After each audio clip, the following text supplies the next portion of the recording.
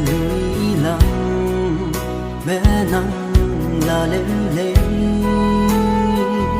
à lùn nè nắng chú hùng dê cái đã cây quý à nay kê kê chú rim na lạc lê rem gai lê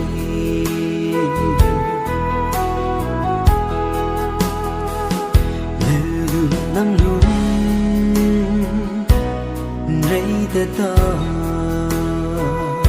nắng mẹ mi rắm mẹ hằng chẳng lê lưu nắng lưỡi bé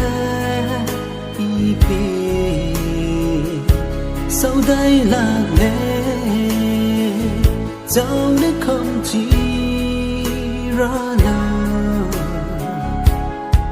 nắng từng nhớ mẹ dễ từ khai năm nay quy quang đi về anh lòng dễ nắng sương ra sang lên anh lòng quy về từ ra bà gai đây là su hấp dẫn chẳng gây đầy lên tay bé nè mang xe mình sau ra mà bé tình bé hi lấy nè nắng gì bầm lên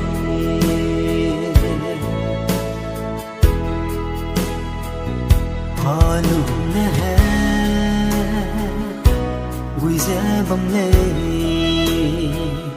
đầy đâu nè nắng quá xe đầy ra lâu nắng nè răng gai bé lê nè ngay đây ra mà nắng lấy dễ đi tàu hằng ra nắng lê nắng xa về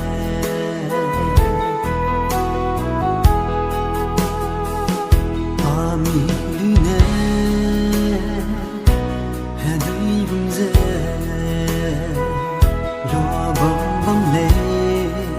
nắng su nhìn gai lu kẻ để rây ghé nắng vùng nè mi đê gà lê dài gai ngầm lê nắng hằng gì ghé nè